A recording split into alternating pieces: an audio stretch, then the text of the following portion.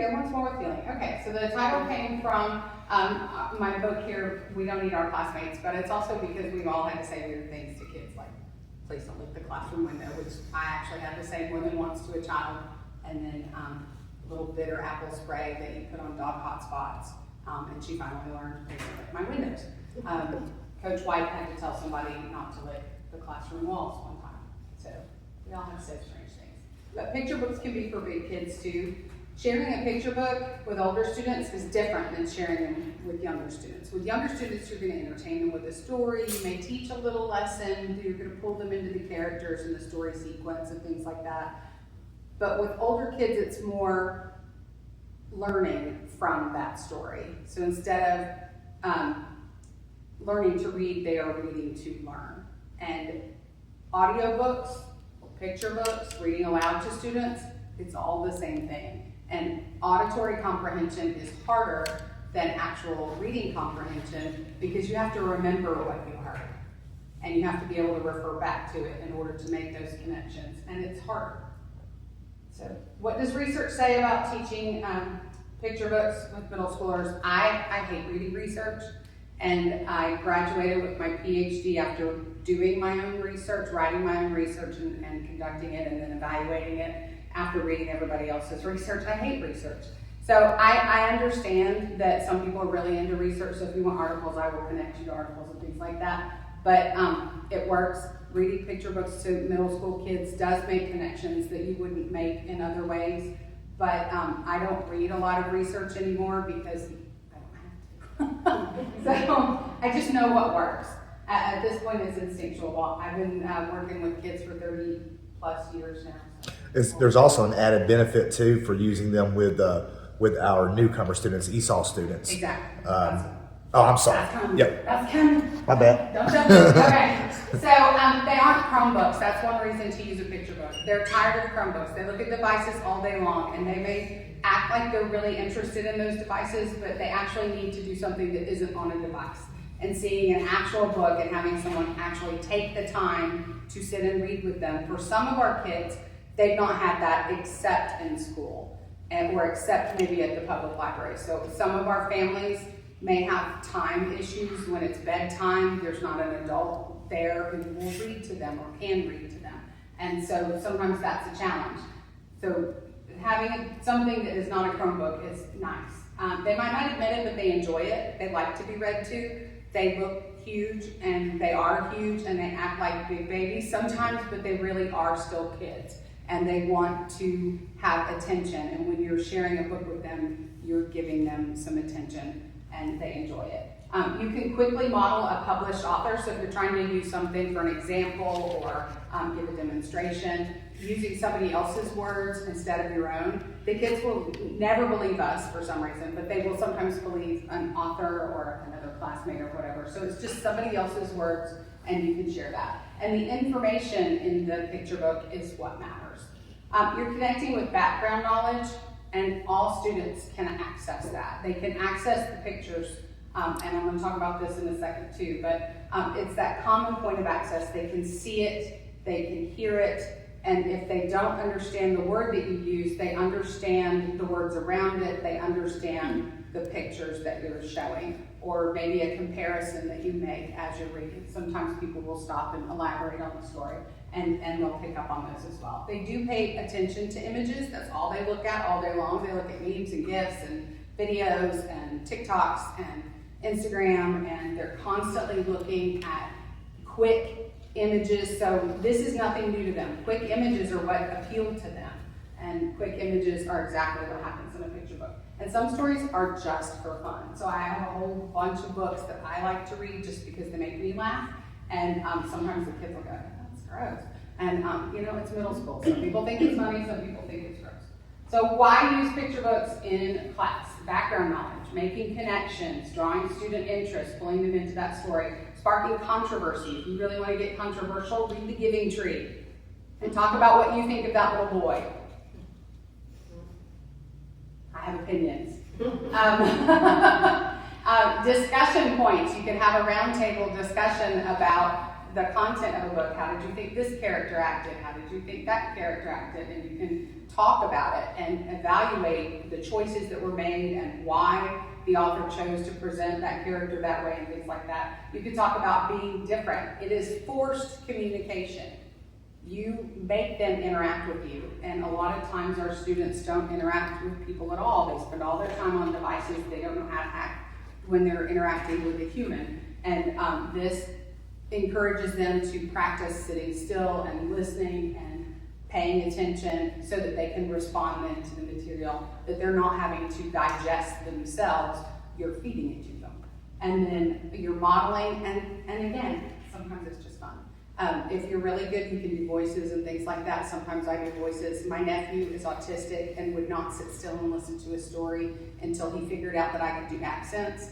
And I read as a New Jersey, an old lady from New Jersey for ages, and I would read as a British lady, and it was the only two ways I could get him to sit still. We need examples. Really we need examples. And now he's in, he's graduated from high school and he has a full-time job, and he reads voraciously. Now he's kind of savant in that way. That is his primary interest, but he's taken it into theater and things like that. So it's not just the ability to read, it's the ability to transfer it into other things.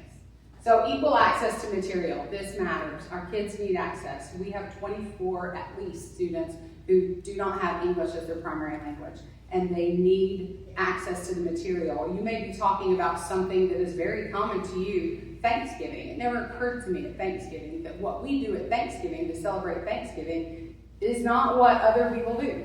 And I don't know why, this seems very obvious, I should have thought of that, but I just didn't. So if you're showing pictures of Thanksgiving, then kids can see, oh, that's what Thanksgiving might look like, or that's what Thanksgiving might be like, or that's what Christmas at this house might be like, that's what Christmas somewhere else might be like.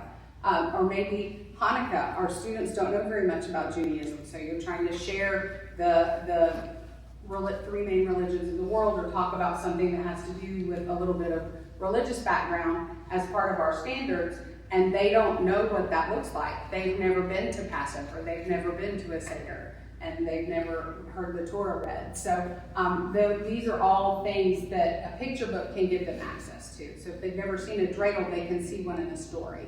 And that's the example I chose because that's how I learned about Judaism. I would go to temple with my friend, and then we would read about it and talk about it and stuff. And all the stories from my past went, oh, that makes sense after I had those experiences.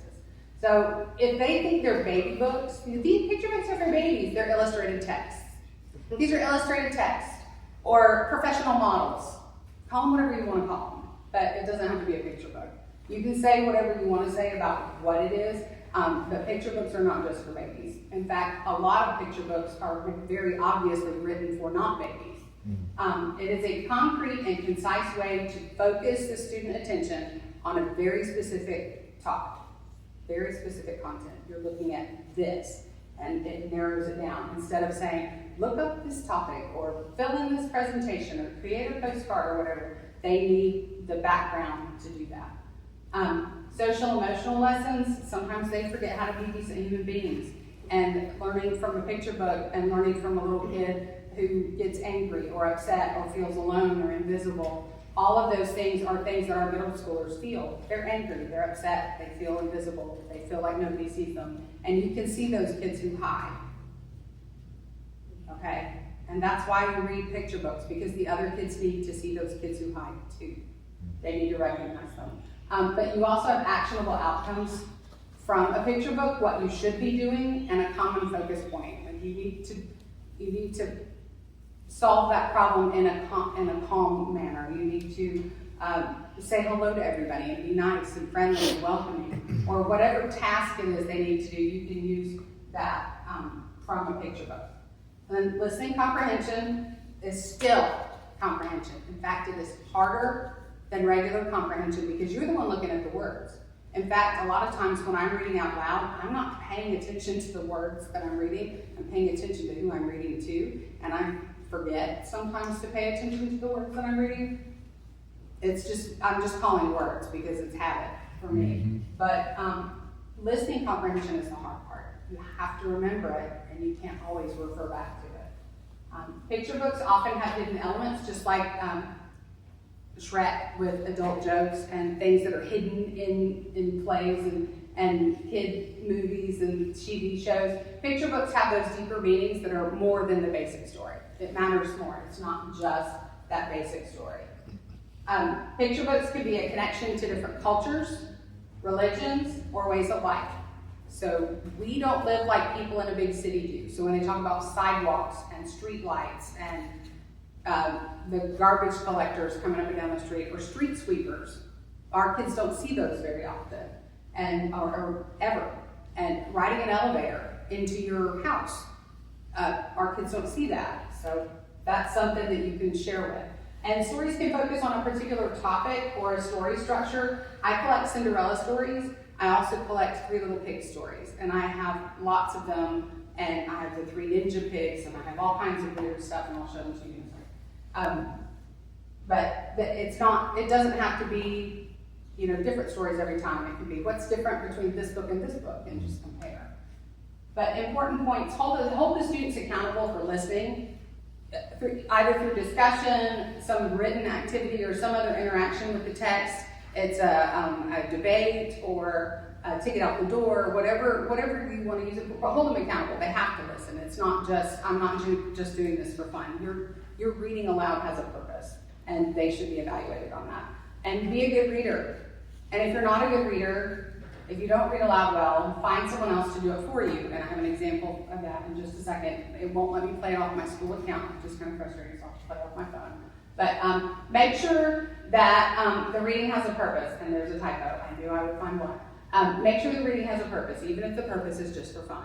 So there are times when I read books aloud to my students just because they're fun and they make me laugh. And sometimes kids need to remember that sometimes we do things, and the purpose is to have fun and laugh. And so let's look at the book and ask questions. I have a few that I want to share with you. Most of you guys have probably heard Llama Llama.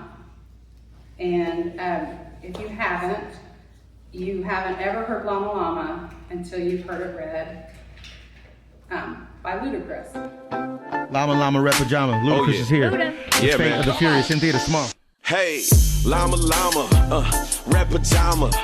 Reads a story with who? With his mama. Hey, mama kisses, what? Baby hair.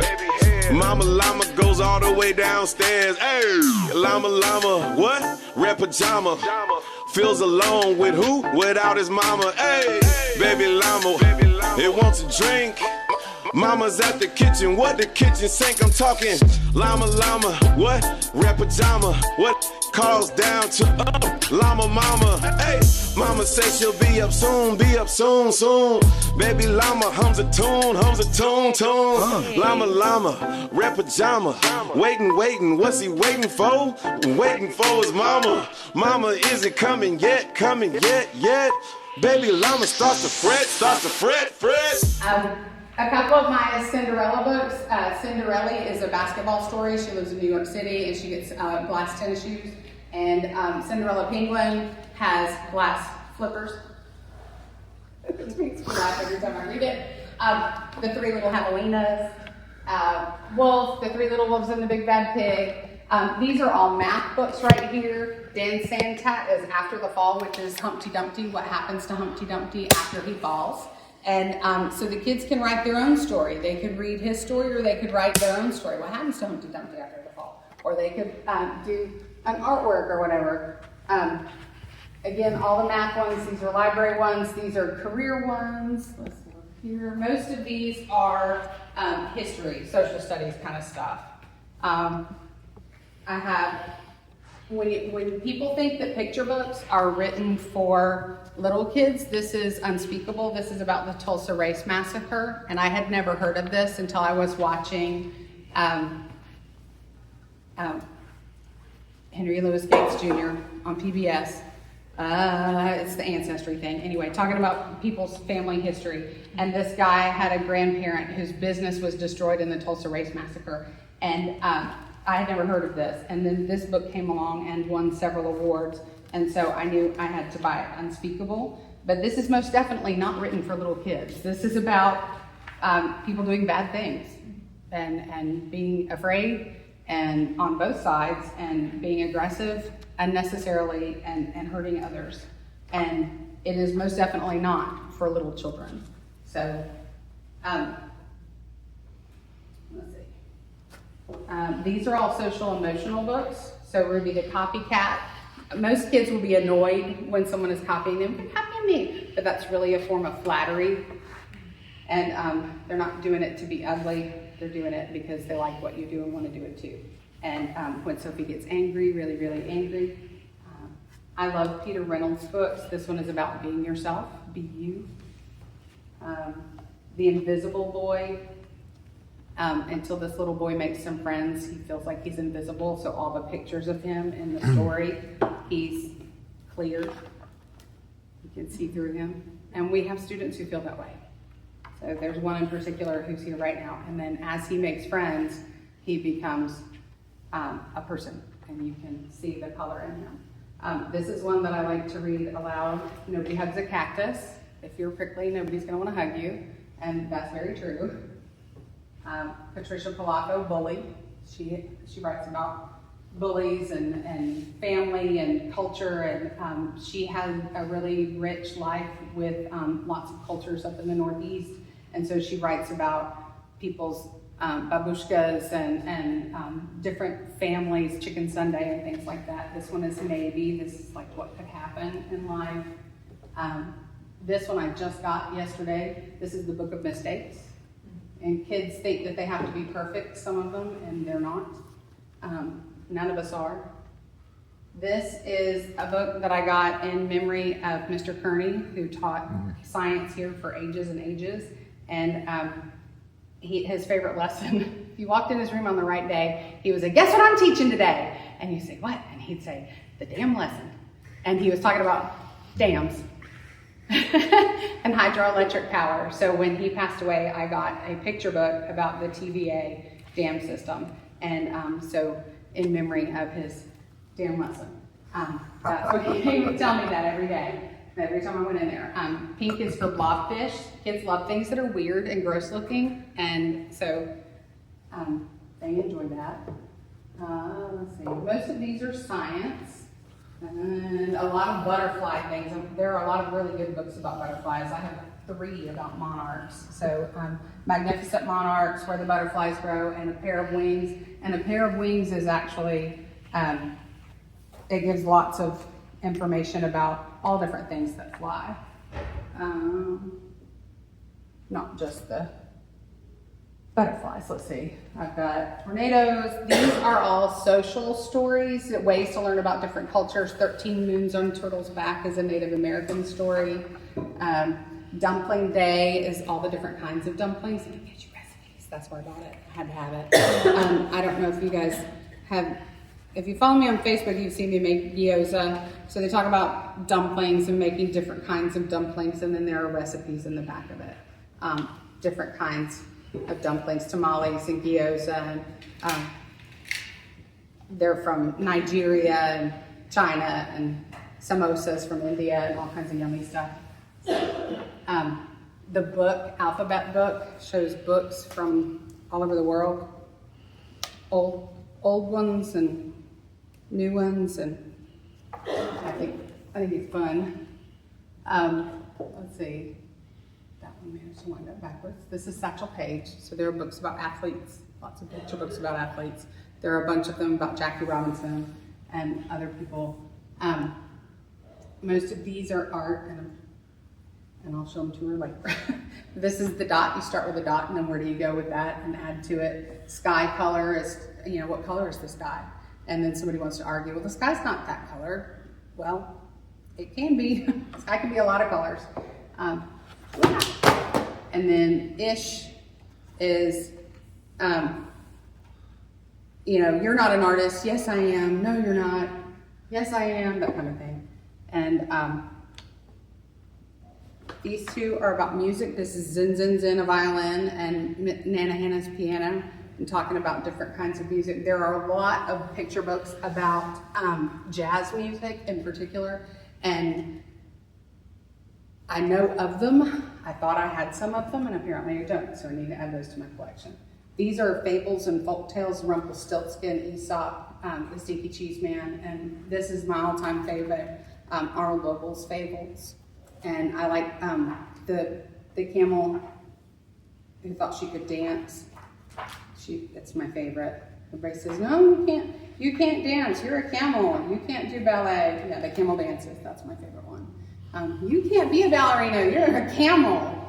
Yes, I can. This book is really cool because it is called Round Trip. And when you look at it this way, it tells one story. And then when you flip it over, it's a different story. And the pictures are different too, which is really, really cool. So my sister-in-law's, I like this book. This reminds me of my sister-in-law's yearbook. My sister-in-law went to a really, really big high school, and they had an East High School and a West High School. And her high school yearbook is like this thick. But when you look at the cover of it, she went to West High School. And you flip it over, and it's East High School. And in the middle, it splits. So this one is cool because it just does it on the cover. I figured you'd think that one was cool. But the pictures do it too. So they change. Okay, grab it. I Spy, an alphabet book with art. So looking at different pieces of art and finding the letters that are in the art. And this little guy thinks he can only draw worms. And then he winds up drawing lots of worms. Half a worm, yeah. Anyway. But I was telling them the dot is really cool. I don't know if you've seen that one, but you start with the dot and then you add to it. What else can it be? This one came yesterday as well, extra yarn. And like what can yarn be? What does yarn do? A yarn house. And, okay. These are all parts of speech books. Ruth Heller did a whole series of parts of speech books. So Mini Luscious Lollipops is about adjectives. Science. She did some science stuff too. So this one is about chickens. There's a science book. Two books about chickens then. So she's got nouns, but also the book Eat, Shoots, and Leaves is about grammar. Some of these are just fun. Bark George is a personal favorite of mine because the veterinarian goes in, like George's mother says, "Bark George," and he says, "Meow." And so she takes me to the vet. I'm like, that ain't right. So she takes me to the vet, and he puts on a glove and pulls out a cat. And then the vet says, "Bark George," and George says, another one of them is moo. And so, and progressively the animals get larger and the glove gets bigger and it makes me laugh. This one is Chicken Dance. I mean, how many of us had to learn the chicken dance? But this one is actually about a chicken dance. And they talk about the rooster and he's kind of like Elvis, that they're gonna go see this really famous singer. And let's see, they're gonna try all these different sports. And then they perform, and they're in a talent show. Yeah, it's very funny. Dinosaur Dream is cool. The pictures are nice. I love Miss Nelson is Missing. Did you guys read that when you were in elementary school? I love Miss Nelson. And then they have The Horrible Substitute that looks a little bit like Miss Nelson, just faintly, like if you added a mole and some harsh makeup and a wig. My Great Aunt Arizona is cool because it's about an old-timey teacher in the mountains in a one-room schoolhouse and why she wanted to be a teacher. Almost did it again. I know it's going to do this. Okay. Bob is what you're supposed to read it like you have a cold.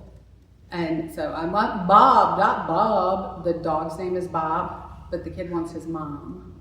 But he can't say mom because he's got a stuffed up nose. I don't know if you guys know this, but Herman Munster wrote books. He wrote A Little Pigeon Toad and A Chocolate Mousse for Dinner, and he did the illustrations. I don't know if you can tell, but they sort of look like him and his children. Let me find. There's another one, A King Who Reigned, and I put it in a very safe place. This is his daughter, and it looks like her. The king who reigned definitely looks like him. The king does. I can't find a picture. He did pictures of himself. There's his daughter again. At the ocean, Daddy says, watch out for the undertow. Like there's a toe under the ocean. So, lots of fun stuff. This is Casey at the bat. It's about baseball. Mighty Casey had struck out. This one is illustrated by Patricia Polacco, and I really do like her work. And if you follow her on Facebook, she'll interact with you, which is really cool. Chang Sings is Amanda Gorman. She presented at the Biden inauguration, and she read aloud a poem that she'd written, and she was the young girl in the yellow outfit who read aloud. And it's just a beautiful, beautiful poem. And there's a lot of video of her reading her poetry aloud. And I enjoy her stuff. She's really good. This is Cynthia Rylant, Appalachia, Voices of Sleeping Birds. This is another poetry and talks about Appalachia. And Winter Bees, another poetry book. These are about perspective. Hey Little Ant, when you're the human looking at the ants. These are wordless books, so you can write the story yourself, or you tell the story. You can't read this one aloud. You've got to get somebody else to tell you what's happening in the picture. And there are 3 of them in that series. Q is for duck. Anybody know why? What? E is for whale. Why? Because a whale is enormous. So there's also CDB, CDB, C the B, and it's the letters that make up what you're trying to say. It's just abbreviations for it. Six sheep, tongue twisters. The Word Collector is another Peter Reynolds, and I like words. I like words that sound, I really am a middle schooler at heart. I like words that sound faintly naughty but aren't. Those are my favorites. Okay, my absolute most favorite books are up here on the front. The one I used to start with every day in 6th and 7th grade was How I Wished I Could Read. And this little boy winds up sitting on a sign that says wet paint because he can't read. He gets the poison ivy because he can't read the sign. So there's a reason to read.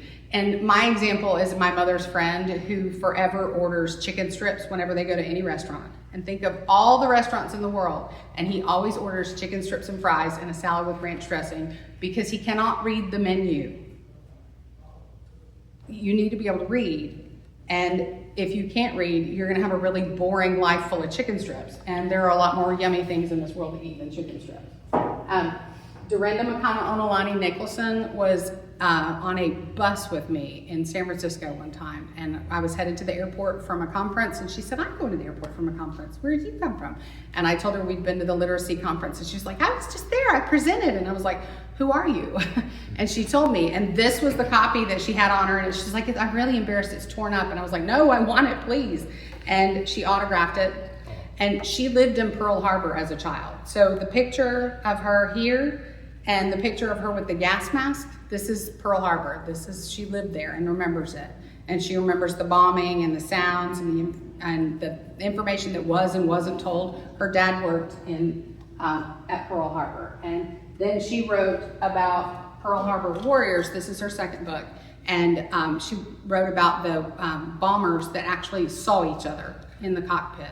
One of the kamikazes and one of the American pilots saw each other. They were close enough to see each other and eyeball each other.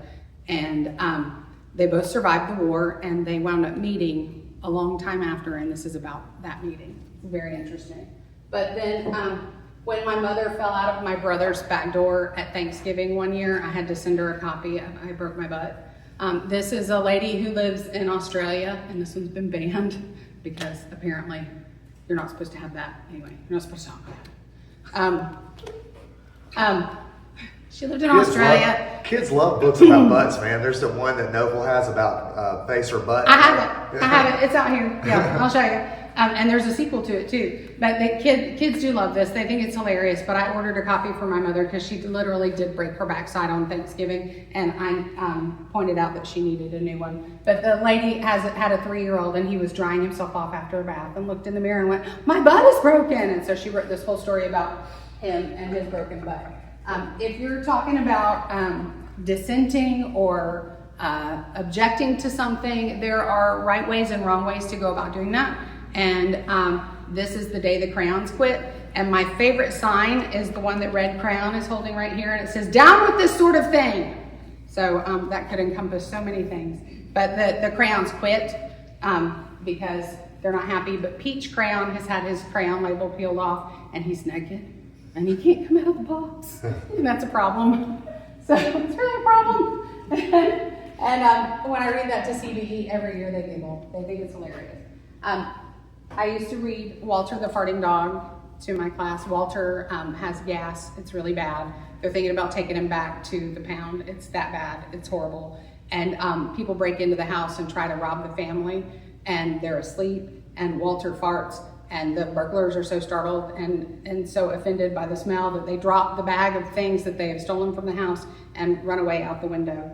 And I love Walter. He makes me laugh. There's a series of those too. Bootsy Barker Bites by Barbara Botner is one of my favorites for teaching alliteration.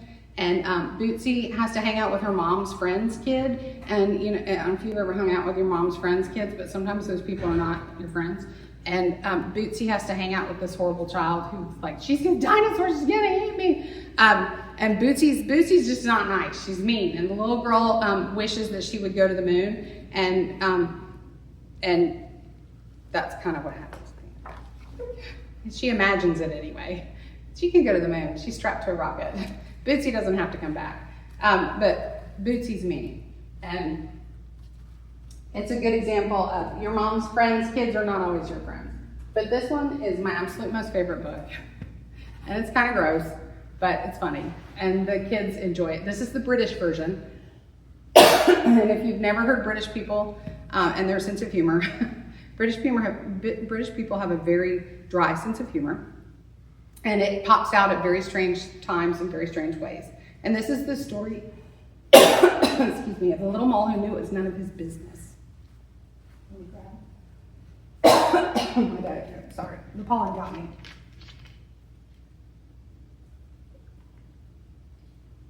Okay. The story of the little mole who knew it was none of his business. The little mole comes out of his hole, and somebody did that on his head. And he is really offended, thoroughly offended. This is a good science lesson too, by the way. And he goes around to all the animals at the farm, and he says, "Did you do this on my head?" And they're like, "Yeah, that's not me. I don't go like that. I go like this." And he's really happy that it wasn't the cow that did that on his head, because the cow was like kersplash, and he was like, "Oh, it's really glad it wasn't you." And he goes around and he finds out who it was who did this on his head when he came out of his hole, and because he can't see very well, so he didn't know who it was. And he investigates, but it talks about like different kinds of poop. So this is the goat, and the very nice round horsey apples, and it's funny. And in the end, it's Basil, the butcher's dog. But the American version, it's not as funny because they had to change business. Some people don't use that term, and so they didn't know what it meant. But Dr. Stinson brought up Butterface, and is it a butt or a face? That's actually a butt. Here we go. So they give you like this. Is that a butt or a face? That is a face.